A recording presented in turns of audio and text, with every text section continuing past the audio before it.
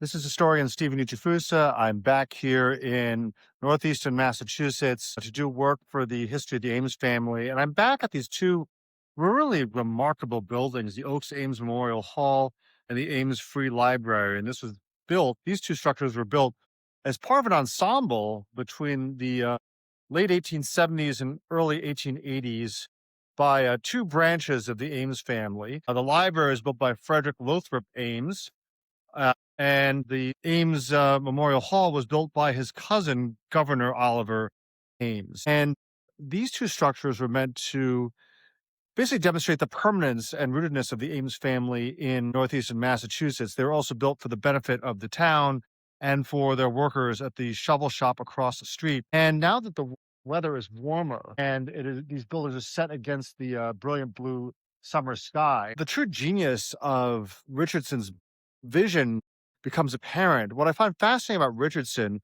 was that he was one of the first Americans trained at the École des Beaux-Arts.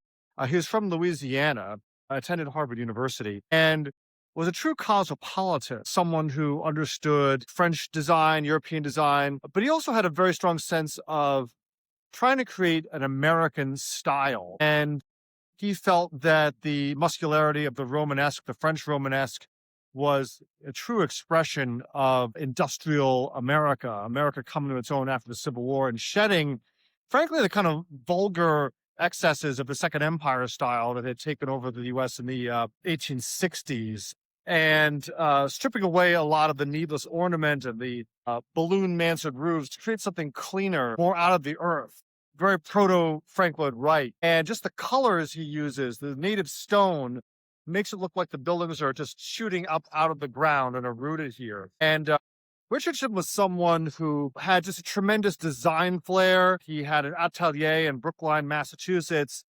that students flocked to. He also collaborated heavily with Frederick Law Olmsted, who was another visionary of the reimagining the American landscape. And this example in Northeastern of their collaboration between Olmsted and Richardson is a truly remarkable survivor. But Richardson, like a lot of great artists, like Wolfgang Amadeus Mozart, and also like Frank Lloyd Wright, had a tremendous design sense, was just terrible with money, gained his grand commissions, but he just loved living the grand life. He was also got very sick with Bright's disease in his early middle age. So he was a man who knew he was living on borrowed time. Maybe that's why he was so profligate with his spending. But after his death, Frederick Lothrop Ames, his greatest patron, basically stepped in and saved his family, saved his practice. And the practice of H. Richardson was folded into a new one, Shepley, Coolidge, Bulfinch, and Abbott. Well, that was the name of the firm later. If under this new organization was Shepley, Rutan, and Coolidge. But that firm survives and to this day and was also later responsible for much of the designs at Harvard University in the 1920s, sponsored by the Forbes family. So there's a lot of continuity in this Bostonian design language. But the thing that's remarkable about these buildings also is that by the 1970s, this sort of architecture was extremely out of fashion. It was loathed by a lot of the architecture establishment. That same establishment, in many ways, that was created by Richardson. I mean, he was a true pioneer of the architect as a professional.